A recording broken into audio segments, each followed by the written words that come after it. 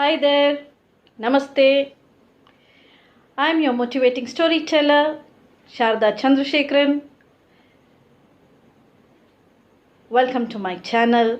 How are you all? आज सोचा communication के बारे में क्यों ना हो जाए बात।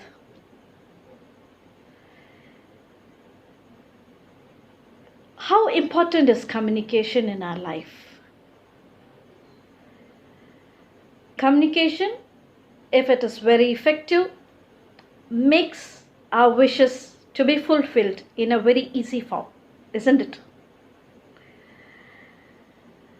In 1950s, Mr. Albert Mehrabin researched stating that 55% of our body language and 38% is our vocal and 7% of the content is what makes the communication more effective. So thought to express these in a story. How effective should be the communication be so that our target is much easier. संचार जो हम लोग वार्तालाप जो करते हैं वो कितना अहमियत रखता है हमें जो चाहिए उसे पाने के लिए। और वार्तालाप ऐसा संचार है जो अगर अच्छे से बयान हो तो बहुत ही आसान कर देता है हमारी ज़िंदगी को। चलिए देखते हैं, कहानी की ओर बढ़ते हैं। ये कहानी हमें क्या बताती है। उससे पहले मैं एक और चीज़ बताना चाहती हूँ कि जो स्माइल है हमारी निजी ज़िंदगी में, हम लोग तो सच में बहुत सारे लोग भूल चुके हैं कि मुस्कान क्या होता है। तो हम जितना मुस्कान हमारे फेस में लाएं उतनी अच्छी हमारी ज़िंदगी भी बनेगी। उसके साथ ही 3 जो शब्द हैं, magical words I should say, one is thank you, sorry and please. If is used frequently, if they are used frequently, it's nothing like that. So let us get into the story. चलिए देखते हैं कहानी हमें कहाँ क्या बताती है और कितने अच्छे हमारे वार्तालाप को कितना सुंदर बनाती है। तो बंदरों का एक झुंड था। तो उसमें एक बहुत बड़ा चीफ थे, उनके सरदार थे, उनका नाम भी सरदार था। वो बंदरों के झुंड के सरदार थे, उनका नाम जंबो था। और उसमें एक छुटकू था जो बहुत ही होनहार था और बहुत ही अच्छे से बात करता था। वो अपने बातों के लिए माना हुआ था। सब उसकी इतनी प्रशंसा करते थे, जिस तरह से वो बात करता था बड़ी तमीज़ थी उसमें। कहाँ, कब, किससे, कैसे, किस मर्यादा में बात करना उसे बहुत ही अच्छी तरह से आता था। और वो चुटकी में अपने बातों से किसी को भी फंसा लेता था। हमेशा उसके चेहरे पे मुस्कान होती थी और हर जगह जो भी उसके लिए कोई भी अच्छी चीज़ करके देता था तो वो ज़रूर थैंक यू बोल देता था, और रिक्वेस्ट करना होता तो प्लीज़ बोलता था, और उससे कोई भी गलती हो जाए बिल्कुल बिना झिझक के वो सॉरी भी बोलते था और अपने आप को सुधार भी लेता था। तो चलिए कैसे क्या करते हैं ये लोग देखते हैं। तो उस एक दिन उन बंदरों के झुंड ने सोचा सेहत वगैरह बहुत बिगड़ रही है। तो जंबो जी आए, सबको इकट्ठा किया, पूरे बंदरों को एकदम संगठित में किया और बोले कि क्यों ना हम एक दिन उपवास रखें और उस दिन मेडिटेट करें। सारे बंदर को इतना पसंद तो आया नहीं ये बात, लेकिन फिर भी अब चीफ बोल रहे हैं, बात तो माननी पड़ेगी। तो सोच में पड़ गए क्या करें। फिर भी सबने हाँ हाँ हाँ, आधे मन में हाँ हाँ हाँ बोल दिया। लेकिन इनको पूरा भरोसा छुटके पे था। चलो हम छुटके की बात लेके चीफ के मान कैसे भी वो उपवास को हम भंग कर देते हैं, और हमसे तो भूखा नहीं रहा जाएगा, हमें खाना भी है, तो उसके लिए कुछ ना कुछ उपाय करते हैं। सब गए छुटके के पास, और छुटके के बोला यार ये मेडिटेशन वगैरह एकदम बोरियत का काम है यार, हमसे तो होगा नहीं, प्लीज़ ना हमें बचा लो यार, क्या करें कुछ समझ नहीं आ रहा, चीफ से बात करने के लिए मुझे बहुत डर लगता है हम लोगों को। तो छुटका बोला कोई बात नहीं, मैं देखता हूँ मेरे से क्या होगा, मैं आपकी मदद ज़रूर करूँगा, और वैसे भी मुझे भी कोई मेडिटेशन में कोई मेरे को उतना इच्छा नहीं है, तो और मुझे भी खाना खाना है, मैं भूखा नहीं रह सकता, तो देखते हैं क्या करते हैं करके वो चले कि सबको बोला कि आप जाइए, मैं देखता हूँ मैं क्या कर सकता हूँ, लेकिन मेरी माँ को मत बताना कि आप मेरे से बात किया है आप लोगों ने। तो सब मान जाते हैं, बोलते हैं नहीं यार छुटके, हम नहीं बिल्कुल बात बोलेंगे आपकी मम्मी से। और छुटका भी सोच में पड़ता है, देखते हैं क्या करते हैं। अब दूसरे दिन सुबह शुरू होती है, सरदार जंबो सबको इकट्ठित करते हैं, बोलते आओ आओ भाइयों, चलो हमारा मेडिटेशन शुरू हो जाता है, सब आंखें बंद करो और ओम जाप करके आज पूरा दिन उपवास में रहना है, बिल्कुल खाना नहीं खाना बोल देते हैं। अब ढिंडोरा भी पिटवा देते हैं, सब जगह लोग इकट्ठे हो जाते हैं, सारे बंदर इकट्ठे हो जाते हैं। वो एक केले का उद्यान होता है, केलों का बगीचा होता है, वहाँ एक पेड़ के ऊपर बैठ के सब लोग नीचे बैठ के अच्छे से पद्मासना में बैठ के सब मेडिटेट कर रहे होते हैं। अब उस केले के बगीचे में उस बहुत सारे केले के पेड़ों में बहुत सारे केले लगे हुए थे, एकदम एकदम मस्त केले लगे हुए थे, और बहुत उसका सुगंध उनको खींचे जा रहा था। भूख के मारे ये लोग सब परेशान थे, सुबह उठते बराबर इन्होंने कुछ नहीं खाया था। अब सब लोग छुटके की ओर ताक रहे थे।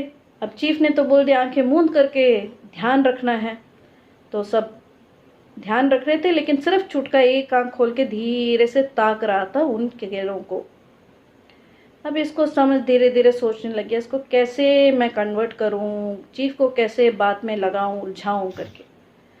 अब जैसे ही वो ताक रहा था, उसकी माँ की नज़र उस बच्चे पर पड़ी, पूछने लगी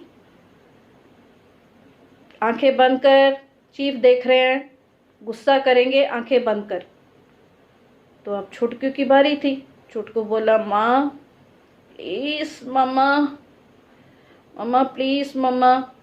तो मम्मा बोर हो गई, मम्मा बोलने लगी कि प्लीज़ प्लीज़ लगा रखा है, बात क्या है बता। तो मम्मा वो केला देखो कितना सुंदर लग रहा है, कितना प्यारा लग रहा है, और उसका सुगंध तो पूछो ही मत, मेरे को खींचे जा रहा है। मैं खाने वाला थोड़ी हूँ मम्मा, मैं सिर्फ उसको देखते रहना चाहता हूँ, मैं बिल्कुल नहीं पूछूंगा आपसे उसके बारे में, प्लीज़ ना मुझे परमिशन दिला दो कैसे भी। और इतने ज़ोर से बोलता है कि चीफ तक की उसकी आवाज़ पहुँच जाती है।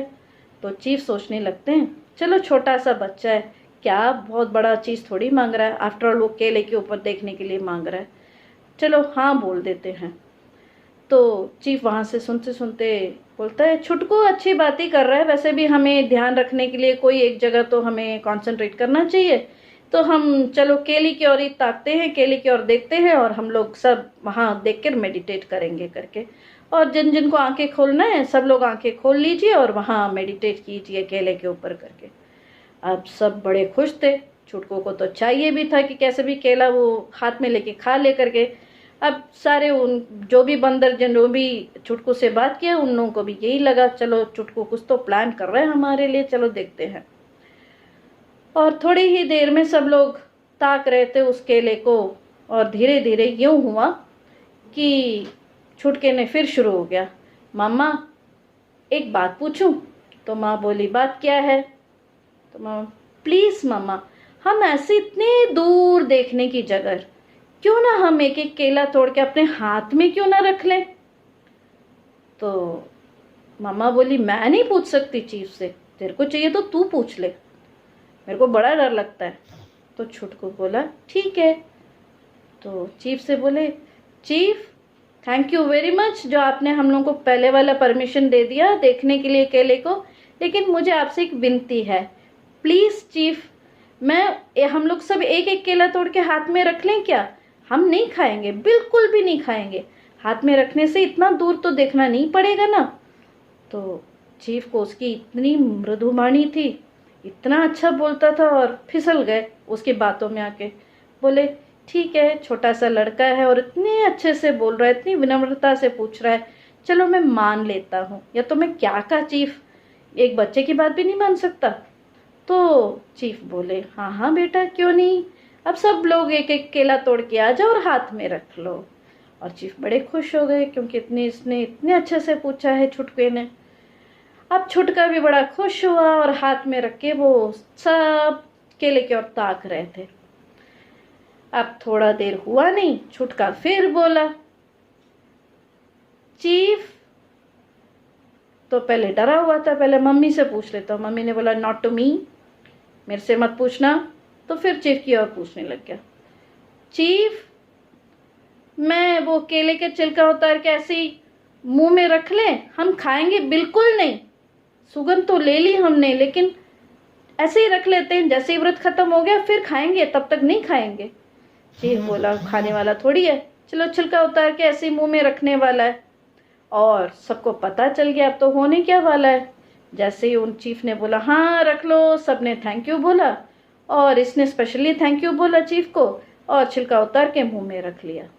जैसे ही मुंह में रख लिया और केला भ्रूम करके अंदर चला गया, पेट के अंदर।